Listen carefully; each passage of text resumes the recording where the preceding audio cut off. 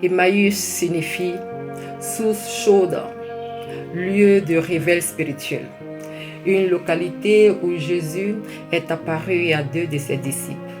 Un endroit où les désespérés retrouvent l'espoir et la révélation de leur Dieu.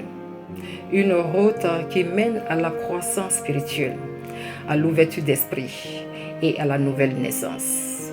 Mes frères et mes sœurs, notre point d'appui se trouve dans le livre de Luc, chapitre 24. Nous allons synthétiser notre lecture afin de tirer les informations essentielles.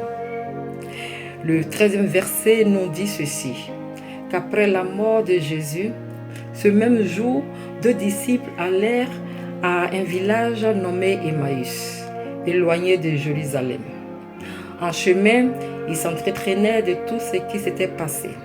Et pendant qu'ils parlaient et discutaient, Jésus s'approchait et fit route avec eux. Mais les yeux étaient empêchés de le reconnaître. Ils étaient tristes et déçus. Alors le Seigneur leur dit, au verset 17, « De quoi vous entretenez-vous en marchant pour que vous soyez tristes ?»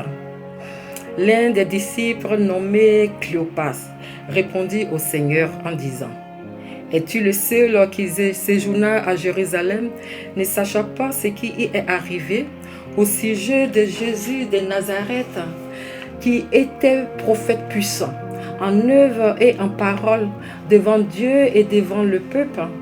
Nous espérons que ce serait lui qui délivrerait Israël.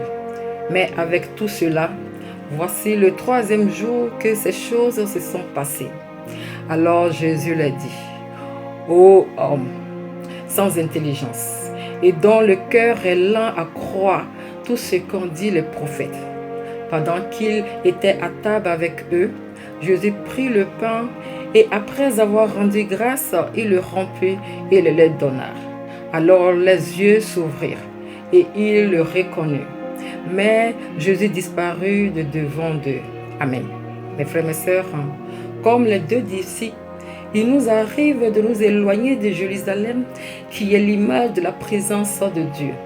Un éloignement spirituel qui se produit par la tiédeur de notre cœur, qui, ralentissant, laisse place à un sentiment ou à une réalité d'être coupé de ce qui donne un sens profond à notre existence.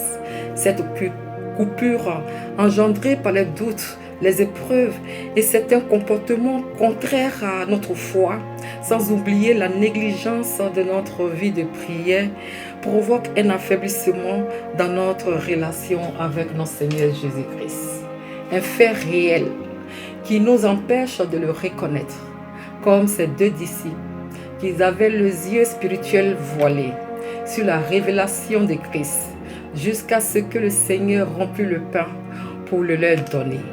Car c'est à travers le pain, qui est non seulement le corps de Christ, mais également sa parole et sa révélation, que le Saint-Esprit libère en nous le flot de sa sève, afin de nous rendre sensibles à sa présence.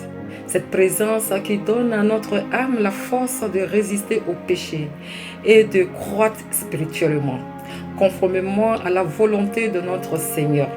De sorte qu'en marchant sur le chemin d'Emmaüs, le désespoir ne nous empêche pas de le reconnaître. La droite de notre Dieu et ses bienfaits se produisent tous les jours dans notre vie. Mes frères et mes sœurs, rapprochons-nous de notre Dieu. Laissons notre cœur écouter sa voix. Regardons et cherchons avec joie, persévérance et espérance, car, dit le Seigneur Jésus-Christ, que votre cœur ne se trouble point. Croyez en Dieu et croyez en moi. Et voici, je suis avec vous tous les jours jusqu'à la fin du monde. Matthieu chapitre 28, verset 20. Je vous embrasse d'un baiser fraternel. Je suis votre sœur Esther Catherine. Amen.